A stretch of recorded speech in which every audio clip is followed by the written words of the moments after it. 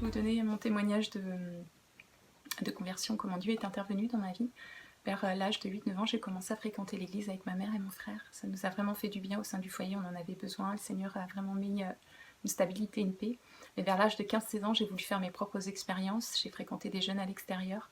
Je me suis éloignée de Dieu. Ça a été chaotique pour moi, catastrophique. Je suis tombée enceinte. Voilà. J'étais tellement malheureuse qu'à un moment donné, je voulais même me mettre fin à ma vie. Ma mère n'a cessé de prier pour moi. Elle m'a toujours soutenue dans la prière. Elle a intercédé pour moi. Et un jour qu'elle me rendait visite, je lui ai dit, écoute maman, demain je retourne à l'église. Et là le Seigneur m'y attendait, il y a eu un don qui a été donné, qui retraçait les périodes de ma vie. Et je cherchais quelque chose à l'extérieur, dans le monde, quelque chose que je ne trouvais pas. J'étais en quête, c'était une quête spirituelle, mais je ne pouvais pas mettre de nom dessus finalement. Et là, c'était évident pour moi, c'était Jésus que j'attendais, c'était lui euh, qui allait répondre à mes besoins et combler mon cœur. C'était une évidence. À ce moment-là, je lui ai dit pardon, je lui ai demandé pardon pour mes péchés.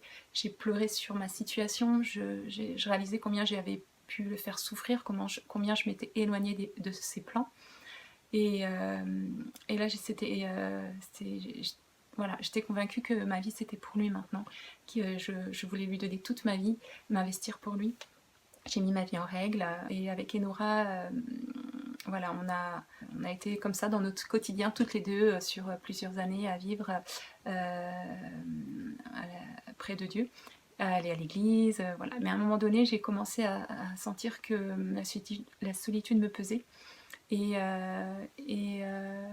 j'avais fait cette prière au Seigneur, Seigneur, si un jour tu permets que je refasse ma vie, je voudrais que ce soit avec un homme de Dieu, un homme qui t'aime profondément, un homme qui te sert. Parce que c'est ce que je voulais de ma vie, je m'étais investie pour le Seigneur, je voulais le servir et voilà, je voulais rencontrer un homme qui ait ces mêmes choix de vie. Et je l'espérais, mais je n'osais pas l'imaginer parce que vu ma situation, vu mon passé, je me dis mais quel homme voudrait de moi, quel homme voudrait partager ma vie avec moi, avec avec une enfant qui n'est pas le sien. Toute cette situation-là pour moi était trop compliquée pour qu'un homme qui aime, voilà, qui s'investit pour Dieu et tout ça veuille partager sa vie avec moi.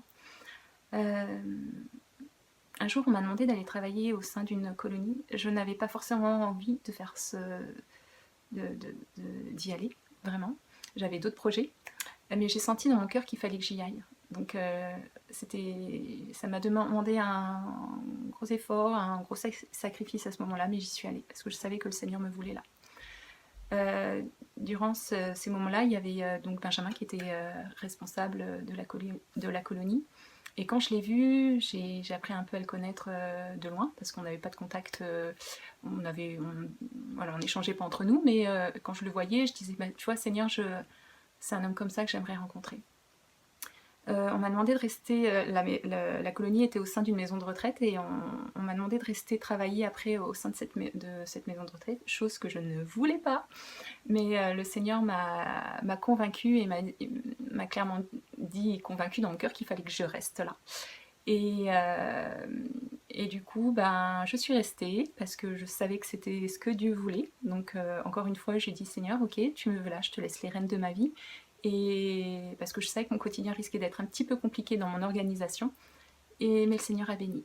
Il a béni. Et il m'a béni aussi.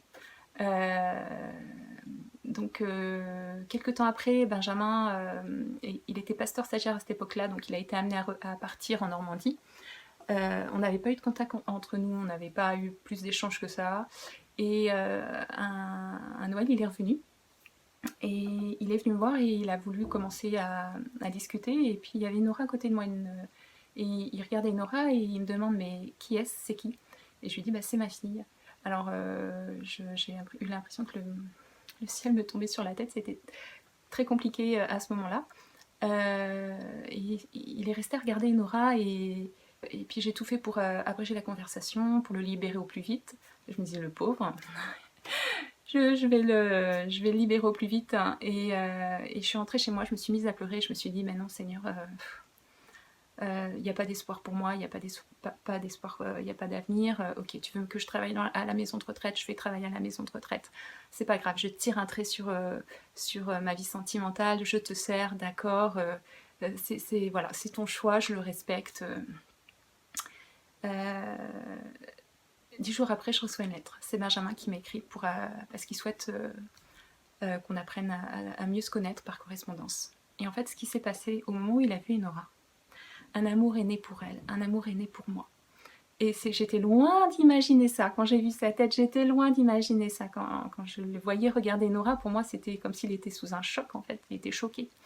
Et en fait, ce qui est beau, c'est que voilà, le Seigneur s'est servi d'Enora pour toucher le cœur de Benjamin. C'est pleinement la grâce, en fait. J'ai vécu la grâce de Dieu. Il m'a pardonné et il a restauré ma vie. Il m'a donné l'homme que je souhaitais. Parce que j'ai accepté de rentrer dans ses plans. Parce que je lui ai demandé pardon pour mes péchés. Et parce que j'ai accepté de rentrer dans ses plans. Lui sait le pourquoi des choses. À ce moment-là, je n'avais pas forcément envie d'être au sein de cette structure, mais lui savait pourquoi.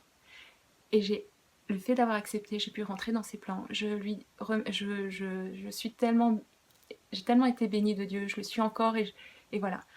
Là où le péché a abondé, la grâce a surabondé. Le Seigneur a effacé ma vie passée, m'a reconstruite et m'a redonné un avenir. Voilà, je veux vraiment vous encourager à ne pas perdre espoir, à vous confier dans le Seigneur, à être sensible à ce qu'il souhaite pour votre vie, à y répondre aussi favorablement, même quand c'est pas toujours évident. Et sa volonté est de nous bénir parce qu'il nous aime. Voilà.